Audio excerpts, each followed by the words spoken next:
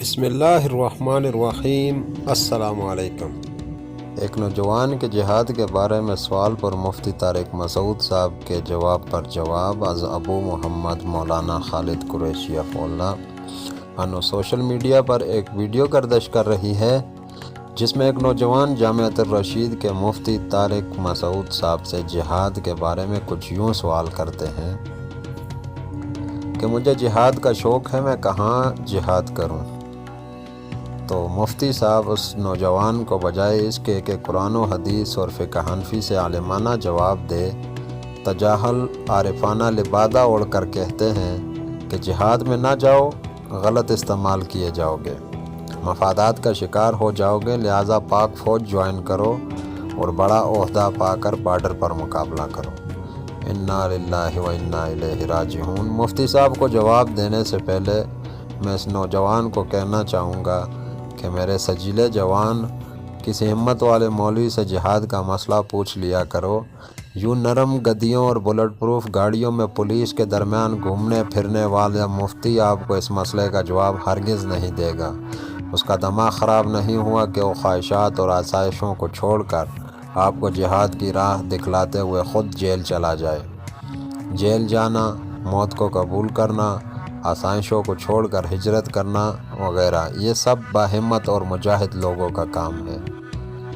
ان ذالک من عزم الامور۔ شیخ نصیب خان شہید رحمۃ اللہ علیہ ضلع بنوں میں ایک بڑے عالم پیش امام کی مسجد گئے اور انہیں کہا کہ مولانا صاحب جہاد کا مسئلہ بھی بیان کیا کریں، تو انہوں نے گول مول جواب دے کر جان چھڑانا چاہی۔ شیخ صاحب نے کمرے میں پڑے تحائف کی طرف اشارہ کرتے ہوئے فرمایا کہ اور کوئی مسئلہ نہیں، بس آپ ان معمولی چیزوں کو چھوڑنے سے قاصر ہیں۔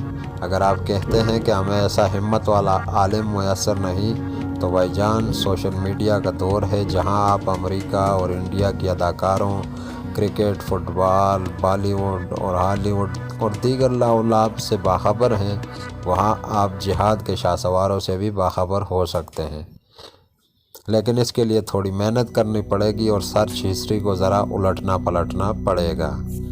مفتی صاحب کی خدمت میں عرض کرنا چاہوں گا کہ مفتی صاحب، آپ ایک جہاد سے محبت رکھنے والے نوجوان کو جہاد سے روک کر کس کو دھوکہ دے رہے ہیں؟ کیا لوگ قرآن و حدیث سے اتنے ناآشنا ہیں کہ آپ کی دھوکہ دہی نہیں سمجھ پائیں گے؟ آپ کو معلوم ہے کہ قرآن مجید وقت نزول سے لے کر اب تک اپنے مصدقات پر صادق ہے، تو ایسا کیسے ہو سکتا ہے کہ ایک مسلمان جہاد کرنا چاہے جس کے بارے میں احادیث میں آتا ہے کہ یہ قیامت تک جاری رہے گا اور اسے جہاد کی جگہ نہ ملے؟ ٹھیک ہے مفتی صاحب، آپ پاکستانی فوج اور خفیہ اداروں سے ڈر کر جہاد پاکستان کے بارے میں کچھ نہیں کہہ سکتے ہوں، مگر اس طرح عام مجلس میں جہاد کا انکار تو نہ کریں۔ آپ کہتے ہیں کہ جہاد کے نام پر نوجوانوں کو بیرونی مفادات کے لیے استعمال کیا جاتا ہے اور ان تنظیموں کے بڑوں کو بھی پتہ نہیں ہوتا کہ انہیں کوئی اور استعمال کر رہا ہے۔